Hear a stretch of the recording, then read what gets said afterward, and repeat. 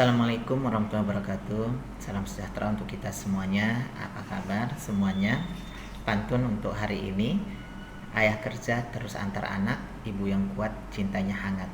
Semoga kita tetap semangat dalam belajar walaupun keadaan daring. Kata bijak yang saya kutip, pendidikan bukan hanya persoalan ke sekolah dan kampus lalu mendapatkan ijazah, tapi pendidikan adalah soal memperluas wawasan dan menyerap ilmu kehidupan. Oke. Dan pada kesempatan hari ini kita akan membahas materi yaitu organisasi dan perangkat keras komputer. Jadi sekilas perangkat keras minggu lalu setelah kita pelajarin secara umum ya, secara keseluruhan. Ini kita akan lihat apa-apa saja sih komponen-komponen yang terdiri dari perangkat keras pada komputer. Sebelumnya kita akan bahas tentang organisasi komputer. Jadi organisasi komputer itu bagian yang terkait erat dengan unit-unit operasional dan interkoneksi antar komponen menyusun sistem komputer dalam merealisasikan aspek arsitekturalnya. Contoh, aspek organisasi adalah teknologi hardware, perangkat antarmuka, teknologi memori, sistem memori, dan sinyal-sinyal kontrol. Itu dia organisasi komputer. Sedangkan arsitektur komputer itu lebih cenderung pada kajian atribut-atribut sistem yang terkait dengan seorang programmer, seperti set instruksi, aritmatika yang digunakan, teknik pengelamatannya, dan mekanisme input dan outputnya.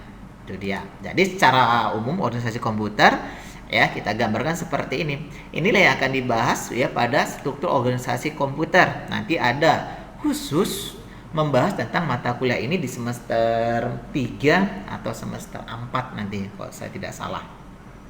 Jadi ya ini yang akan dipelajari ya, yaitu pada input output prosesnya ya, jadi pada prosesnya bagaimana CPU ya, CPU ataupun ALU itu bekerja, RAM dan ROM itu bekerja, bagaimana proses data busnya, kontrol busnya, address busnya, itu nanti tersendiri. Jadi kalau kita bahas kali ini nanti materi kita nggak habis-habis gitu. Jadi secara umum seperti itulah dia organisasi dan arsitektur komputer. Lanjut kita ke bagian yang kedua yaitu perangkat keras komputer.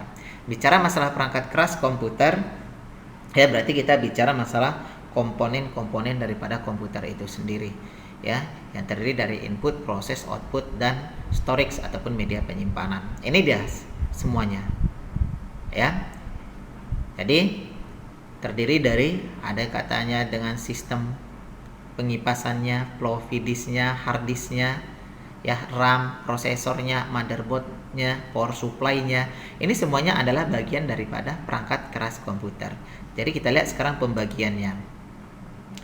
Jadi secara fungsional perangkat keras komputer itu dibedakan menjadi 4 macam, yaitu ada yang namanya input, proses, output, dan storage ataupun media penyimpanan. Bisa kita lihat di sini gambar daripada perangkat keras penyusunan komputer personal. Ya, di situ ada CPU, memori, interface itu disebut dengan komputer, yang mana seperti mouse, speaker, monitor, keyboard, hard disk, printer itu semuanya terkoneksi ke CPU atau memori tersebut. Nih, perhatikan gambarnya. Yang pertama adalah perangkat input yang kita bahas. Itu merupakan ya, perangkat input ini peralatan yang dapat digunakan untuk menerima data yang diolah oleh komputer atau ke dalam komputer.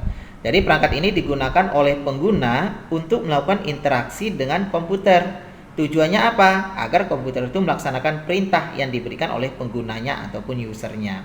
Jadi prinsip kerja yang dilakukan perangkat input ini adalah merubah perintah yang dipahami oleh manusia kepada bentuk yang dipahami oleh komputer. Ini berarti mengubah perintah dalam bentuk yang dipahami oleh manusia kepada data yang dimengerti oleh komputer, yaitu dengan kode-kode biner.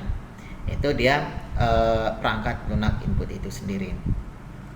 Jadi perangkat input ini dapat digolongkan menjadi 2 golongan, yaitu ada disebut dengan perangkat input langsung dan perangkat input tidak langsung.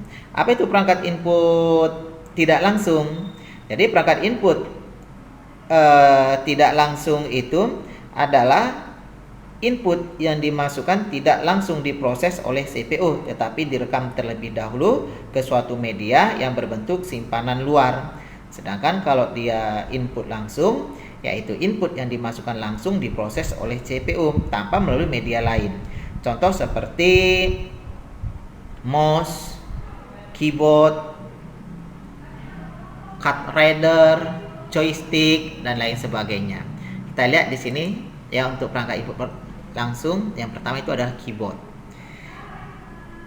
Jadi keyboard itu merupakan sekumpulan tombol yang tersusun pada satu tempat seperti mesin ketik yang umumnya mempunyai antara 85 hingga 120 tombol. Terdiri dari huruf A sampai Z, angka 0 sampai 9, simbol-simbol biasa atau disebut dengan karakter khusus ya, dan tombol-tombol fungsi F1 sampai F12. Namun untuk keperluan khusus itu keyboard memiliki beberapa tombol saja. Jadi jumlah tombol yang ada pada PC berbeda dengan pada PC yang digunakan. Jadi PC desktop biasanya mempunyai 101 sampai 118 tombol. Sedangkan netbook ataupun laptop jumlah tombolnya biasanya makin sedikit karena mempunyai ruang yang kecil ataupun ruang yang sempit untuk melengkapi semua tombol-tombol tersebut. Cuman ya, untuk tombol-tombol tersebut itu biasanya penekanan tombol pada keyboard itu digunakan dengan beberapa sekaligus ya, untuk menunjukkan maksud tertentu seperti kontrol alternatif del dan lain sebagainya. Ini kita lihat contoh keyboard yang sederhana ya. Ini dia.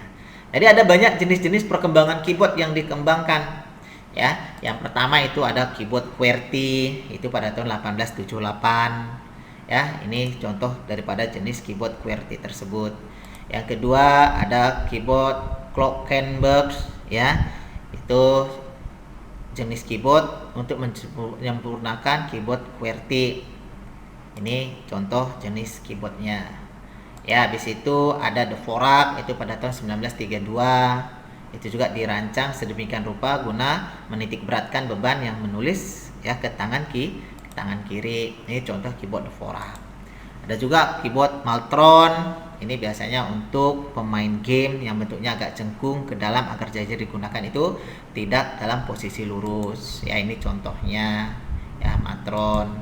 Habis itu ada keyboard mechanical ya. Ini adalah contoh keyboard mechanical yang biasanya digunakan oleh ya para pemain games ya. Dan ini juga keyboard ini ya telah dijual secara komersil. Nah, ini keyboard one hand atau satu tangan ya. Jadi keyboard khusus bagi para gamers biasanya. Ini dia jenis keyboard ya, satu tangan tersebut artinya ya satu tangan saja menggunakan keyboard tersebut. Ini ada keyboard numerik ya, sesuai dengan namanya ya, keyboard hanya ini jenisnya yang isinya hanya tentang angka, untuk melakukan proses angka-angka yang besar ya, supaya lebih cepat dibandingkan dengan menggunakan keyboard yang biasa. Ada keyboard virtual ya. Jadi ini keyboard virtual ini adalah keyboard yang sudah sangat berkembang ya, menggunakan teknologi sinyal ini virtual, yang mana kita tidak perlu menggunakan keyboard fisik, tetapi keyboard tersebut ya bisa kita gunakan secara virtual. Ini jenis keyboard virtual. Oke, yang kedua adalah mouse. Jadi mouse ini merupakan perangkat yang digunakan untuk menginputkan data dengan cara menekan tombol klik. Jadi biasanya mouse ini mempunyai 1 hingga 3 tombol, dan setiap tombol klik ya peranannya itu tersendiri. Jadi ada 4 aktivitas utama yang biasa digunakan oleh mouse. Ada disebut dengan klik, double klik ya untuk membuat pilihan tertentu pada layar ya, double klik untuk membuka dokumen dan membuka folder ya, klik kanan untuk menunjuk arah pada layar komputer, drag dan drop ya untuk memindahkan icon ya atau item pada layar. Itu keyboard. Jadi ada beberapa aktivitas, nanti boleh Anda lihat ya, Anda coba. Jadi ada tipe dasar mouse ya, itu ada disebut dengan mekanis, ada disebut dengan optomekanis dan ada mouse yang optik. Ya, kita lihat di sini gambar mouse yang standar ya. Ini ada klik ya, ini ada klik kanan. Habis itu di sini menurut metode pendeteksian mouse. Jadi mechanical mouse itu ada yang pertama ada mechanical mouse. Salah satu ciri mechanical mouse yaitu mempunyai komponen yang mirip sekali dengan bola di bagian bawahnya. Ini key mouse. Ini jenis mouse ini. Jadi jenis mouse ini gampang sekali ya rusak. Ini bolanya, bentuk bolanya. Jadi bolanya ini berfungsi untuk mengarahkan kursor di layar monitor kita. Ya, biasanya ini nggak boleh hilang dan tidak boleh kotor ya. Kalau kotor terkadang dia nanti bisa kursor itu tidak bergerak. Ini jenis mechanical mouse. Ini sekarang sudah sangat jarang digunakan ya. Terakhir dulu tahun 2005 2004 yaitu masih banyak menggunakan yang jenis ini. Automatical mouse ya, saya prinsip sama dengan mechanical mouse, hanya saja pada mouse tipe ini saya mendapat bola di dalamnya juga terdapat sinar. Ini jenis mouse-nya. Ya, ini masih banyak sampai sekarang digunakan untuk jenis mouse ini. Dan di pasaran juga masih ada. Ya, optical mouse ya. Ini jenis ini tidak menggunakan sistem mechanical sama sekali, sebagai gantinya tipe ini menggunakan sinar laser untuk mendeteksi pergerakan mouse. Ini jenis optical mouse. Ya.